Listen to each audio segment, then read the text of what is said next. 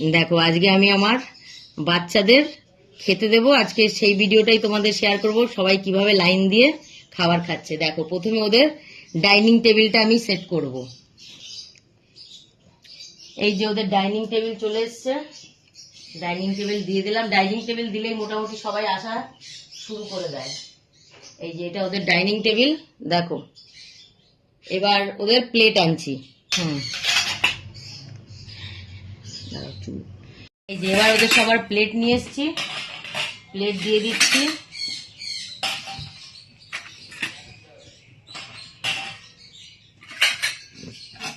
দেখি কটা প্লেট হয়। আমার এখানে মোট 8 জন, তো আমাকে এখানে 8টা প্লেটই দিতে হবে। দেখি কটা প্লেট হলো। 1টা 2টো 3টে 4টে 5টা 6টা 7টা। আচ্ছা এটা হলে 8টা হবে।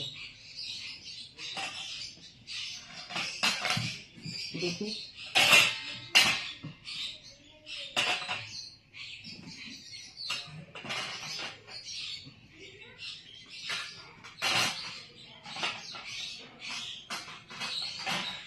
দেখো 8টা প্লেট দেওয়া হয়ে গেছে, প্লেটও দেওয়া হয়ে গেছে। সব গেস্ট খেতেও চলে এসছে দেখো, দেখতে পাচ্ছ? দেখো সব প্লেটগুলো ঘিরেই কিন্তু সব বসে আছে 8 জন। আমার মোট এখন 9 জন। লাডো বাইরে থাকে, ওকে বাইরে খেতে দিয়েছি। আর ঘরে এখানে আমার 8 জন। তো এবারে খাবার দেব। সব খাবার নেবার জন্য এই যে সব ব্যস্ত। দেখো কি দেবো, খাবার দেব দেব। এই যে সব পাগলারা হাজির।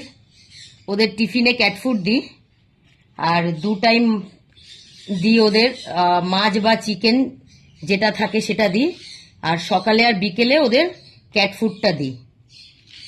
এই যে তো দেখো সব খাওয়ার জন্য পাগল। তো আর বেশি অপেক্ষা করাবো না, দিয়ে দিই। ওহো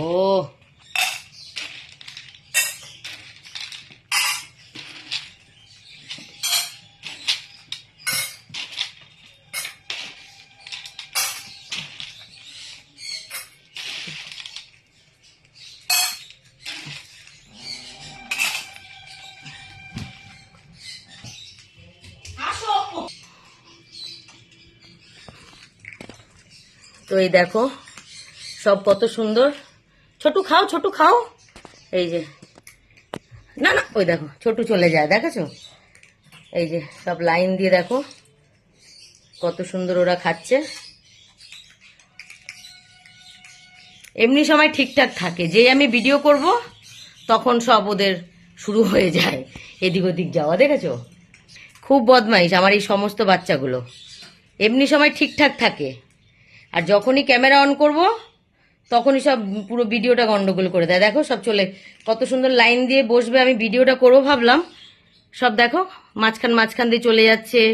এর ওর নিজের সব প্লেট দিয়েছি, তাও সত্ত্বেও এর ওর প্লেট দিয়ে খাওয়া খাওয়ি করছে। ওদের এই মানে গোছাতে গোছাতে অর্ধেক সময় আমার চলে গেল।